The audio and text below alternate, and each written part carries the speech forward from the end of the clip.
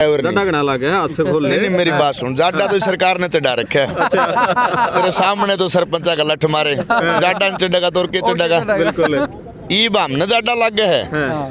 2024 का जो लोकसभा का चुनाव होगा उस टाइम भारतीय जनता पार्टी की सरकार को जाडा चढ़ेगा। अच्छा, ये नरेंद्र मोदी को पता नहीं क्या दिखाई दे रहा है, तानाशाही व्यक्ति है।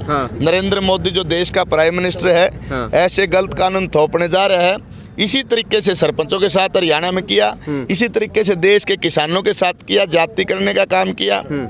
अगर किसान किसी तरीके की आवाज उठाते हैं तो उसको दबाने का प्रयास करते हैं। सरपंचों ने आवाज उठाई, उसको दबाने का प्रयास किया। आप मध्य प्रदेश में वो शिवराज सिंह चौहान था, उससे भी पद खोस लिया मुख्यमंत्री का, उसकी बदौलत वहाँ सरकार आई। लेकिन वहाँ भी इस तरीके का कानून था कि वहाँ भी सरपंचों को पूरे अधिकार दे रखे थे। उनसे उन लठ मारे के करे, वहाँ भी तो अधिकार दे रखे, यहाँ मांगा थे लठ मारे। आज ये ड्राइवरों के साथ कर रहे हैं। हर वर्ग को खत्म करेंगे, चाहे किसान है, चाहे गरीब है, चाहे मध्यम वर्गीय है, हर वर्ग को आस्ता आस्ता खत्म कर रहे हैं। ये गुजरात मॉडल लागू कर रहे हैं नरेंद्र मोदी। नरेंद्र मोदी एक तानाशाह व्यक्ति है। भारतीय जनता पार्टी का योगी आदित्यनाथ है, उसको हम सराहना करते हैं, जो अच्छा मुख्यमंत्री है, वो भी तो बीजेपी का है। लेकिन ये तानाशाही व्यक्तियों ने लाल कृष्ण अडवाणी को कुंड में ला दिया कि नहीं ला दिया? कोई झूठ की बात थोड़ी है। आपके वाजपेयी थे, चलो अब तो वो सवरक सिधार गए, लेकिन आपने कोई एक इंडिया टीवी के नाम से उसकी मूवी सुनी होगी, न्यूज देखी होगी। वो यूं कह रहे थे उसकी बाह पकड़ के नरेंद्र मोदी की कि राज धर्म निभाना तो सीख। और वो प्राइम मिनिस्टर को नरेंद्र मोदी अहंकारी व्यक्ति इस तरीके की बात कर रहा था, अरे मैं राज धर्म तो निभा रहा हूँ। देखिए आपने वो तो एक मुख्यमंत्री को ये ले जाने की तो प्राइम मिनिस्टर से किस तरीके से बात कर रहा है। पूरे जिले भर के सरपंच ड्राइवरों के समर्थन में आएंगे, बिल्कुल समर्थन में आएंगे। कौन सा सरपंच ऐसा ना है कि कोई बाइक ना ले रहा हो, गाड़ी ना ले रहा हो। इनके दिमाग में के फतूर बढ़ रहा है बेरा नहीं। पहले इन ये चलान जो इतने महंगे करे, पहले एक हेलमेट का चलान 100 का था, वो 1000 का कर दिया, 10 गुना ज्यादा। चलो ठीक है भाई, वो सुरक्षा के लिए है। वो 5000 का चलान कर दिया, यो फलानी बत्ती तोड़ गया। 2000 का कर दिया, पुलिस का ऑर्डर नहीं माना। ये ड्राइवरों को भी आतंकवादी साबित कर रहे हैं। इसी तरीके से किसानों को आतंकवादी साबित कर रहे हैं। ये बताइए सरकार की बने किसके गली है?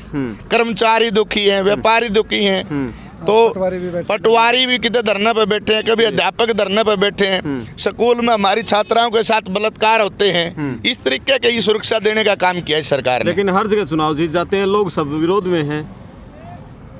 तानाशाह राज होता था ना, तानाशाह पहले राज होता था।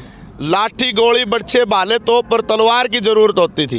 लोकतंत्र की हत्या करने का काम इन्होंने किया। प्रजातांत्रिक प्रणाली के अंदर सरकारें बदल जाया करती हैं, लेकिन ये ईवीएम मशीन नरेंद्र मोदी की ईवीएम मशीन है। ये ऐसी हाईजैक कर रखी है, इसको हाईजैक करके सारे हालात खराब कर रखे हैं। आप ये बताओ नरेंद्र मोदी जी या चुनाव आयोग के आदमी क्यों सुनाई नहीं देते? जब एक सुप्रीम कोर्ट के वकील धरना दे रहे हैं, प्रदर्शन कर रहे हैं, वो कह रहे हैं कि हम साबित करके दिखाएंगे ईवीएम हैक हो सकती है, तो उनको टाइम दो, एक टेबल पे बुलाओ चुनाव आयोग के आदमियों को भी, उनको भी बुलाओ।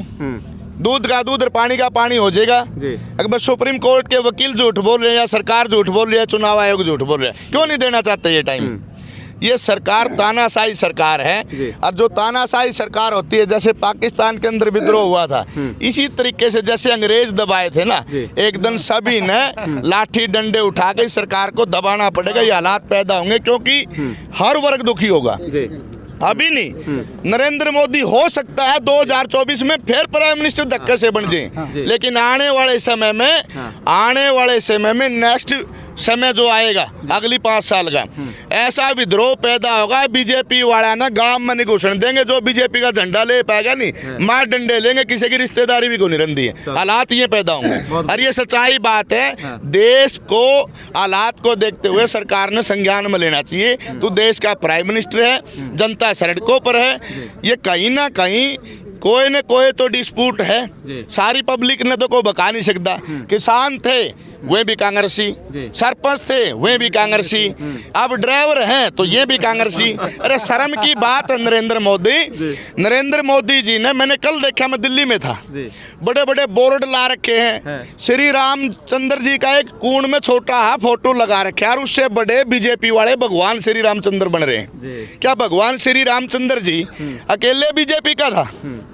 बीजेपी का था क्या भगवान श्री रामचंद्र जी या श्री कृष्ण जी? ये लोग मुद्दा भटका के और देश की जनता को गुमराह करके, आप स्वास्थ्य दो, चिकित्सा दो, बढ़िया आप एजुकेशन दो, राम मंदिर अच्छी बात है बनाना, हम उसका समर्थन करते हैं, लेकिन वो एक रूटीन की प्रक्रिया है, उसका राजनीतिकरण ना हो। उस भगवान के मंदिर में, मेरी बात सुनो बाजू ना, उस भगवान के मंदिर में कांग्रेसी भी जाएगा, आम आदमी पार्टी का कार्यकर्ता भी जाएगा, वहाँ ये छोटी पार्टियों के कार्यकर्ता भी जाएंगे। वो सबका मंदिर है, सबका भगवान है। हाँ, भाजपा का मंदिर ना है। मंदिर पर पोस्ट किते कुछ लिख रखे, किते कुछ, ये ड्रामेबाजी है। नरेंद्र मोदी ने लड़ाई लड़नी चाहिए तो क्या लड़नी चाहिए?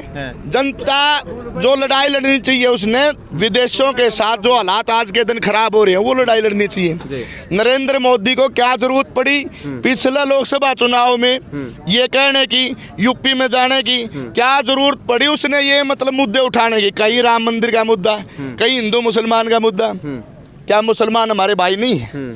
आप आत्मा से बताओ, पत्रकार हो, क्या वो हमारे भाई नहीं है? जो अपराधी है, जो इस देश के साथ खिलवाड़ करता है, उस व्यक्ति का विरोध करो। वो किसी जाति में भी पैदा हो सकता है, किसी धर्म में भी पैदा हो सकता है। व्यक्ति विशेष किसी जाति को विरोधी बताना, किसी धर्म को विरोधी बताना, ये कितनी तानाशाही प्रवृत्ति है। नरेंद्र मोदी क्या विदेशों में जाकर के किसी मुसलमान से हाथ नहीं मिलाता? क्या किसी मुसलमान जो किसी देश का राष्ट्रपति हो, किसी देश का प्राइम मिनिस्टर, उससे हाथ नहीं मिलाता? वह कंटा करता है क्या? कोई पूछे तो उस मोदी से जाके, ये क्या ड्रामा बना रखा है? पाकिस्तान तो भारत का बना दिया इसने, सच्चाई बात यह, भारत का बना दिया। आर्थिक स्थिति जो थी वो बहुत ज्यादा नीचे जा चुकी है भारत की, और हर आदमी को गरीब बनाता जा रहा है। पूंजीपतियों और उद्योगपतियों की सरकार है। टाटा, बिरला, अनिल अंबानी और डालमिया जैसे लोगों को ये बेनिफिट पहुंचा रहा है, और इसकी असलियत सामने आएगी तब लोग अपने आप रोएंगे। लोग अंधे हैं, चश्मा चढ़ रहा है। और सबसे बड़ा फायदा क्या उठा रहा है? कांग्रेस के अंदर कोई ऐसा लीडर नहीं है जो मोटिवेट कर सके इस मामले को। ये सबसे बड़ी कमजोरी है। और मीडिया को हाईजैक कर रहा है, भाई हमें सच्चाई दिखा दोगे तो तारा धन्यवाद, और जब हमने ठा लेके को मुकदमा ठोक दिया तो बेरा नहीं। चलो, बहुत धन्यवाद। आप शुभ नाम आपका? मैं ज्ञानीराम, अखिल भारतीय किसान सभा। मैं संक्षेप में बात करना बिल्कुल। हाँ बिल्कुल। मैं और ट्रक ड्राइवर से रिलेटेड। हाँ जी, आप ये देखिए, आप चुनाव की बड़ी बात करते हैं जी। 20 लाख ईवी मशीन है, चुनाव आयोग से गायब है। हाँ। लेकिन उनकी कोई FIR दर्ज नहीं, वो कहाँ है? एक बात। दूसरी बात है, यो मोदी हमारा जो प्रधानमंत्री है 82 करोड़ लोगों को पेट भर खाना दे रहा है, 5 किलो अनाज है। लेकिन आज पूरा भारत का जो डिपो होल्डर है वो हड़ताल पे बैठा है। एक तरफ तो इसके आंकड़े ये कहते हैं कि हमने गरीबी कम करी है, और दूसरी तरफ ये 82 करोड़ को फ्री अनाज दे रहा है। तो ये सोचने का विषय है। रही ड्राइवरों की, नहीं रही ड्राइवरों की बात, अरे मैं यही तो कह रहा हूँ, 20 लाख ईवी मशीन कहाँ है? चुनाव आयोग बताए उसको, चुनाव आयोग बताए उसको। तो 20 लाख ईवी मशीन कहाँ गायब है? तो वो चुनाव में ही प्रयोग होती है। ये तो है चुनाव की प्रक्रिया, ठीक है। और ये है खाद्य पदार्थ की प्रक्रिया। रही है कानून की बात है, यू कानून, इससे काले कानून जो अंग्रेजा के टाइम पे थे, सारे के सारे जबरदस्ती थोप रहे। ये फांसीवाद है, ये सरकार नहीं है, जनहित की सरकार नहीं है, ये फांसीवाद है। किसी कमेटी से सलाह मशवरा करना, ठीक है, एक्सीडेंट है, लेकिन वो एक्सीडेंट इससे थोड़े कम होंगे। आप उनको सुविधा दीजिए, रोड की सुविधा दीजिए, उसको मतलब जो है ना, उनके कट हैं जो, उसकी सुविधा। अरे हाईवे पे कटर कटे हुए हैं, हाईवे रोड जो NHV है, उन पर बीच में रास्ते में कट दे दिए। ये किसने दिए हैं? बिल्कुल, किसने काटे हैं ये? तो यानी कि ड्राइवरों को सुविधाएं देनी चाहिए। हाँ, ड्राइवरों को सुविधा दो, फिर इनको लागू, और ये कानून वापिस होने चाहिए। हम इसका समर्थन करते हैं। बहुत धन्यवाद। खटकर टोल पर हैं, और यहाँ सबकी एक ही मांग है कि ये जो कानून है हिट एंड रन का, जिसमें प्रावधान किया गया है कि हिट एंड रन यदि एक्सीडेंट के बाद भाग जाते हैं 10 साल की सज़ा, 7 लाख का जुर्माना। धरना शुरू हो चुका है। धरना कितने दिन चलेगा, लगातार अपडेट पड़ताल टीवी पर आपको मिलती रहेगी। मैं आपका दोस्त करमपाल, धन्यवाद।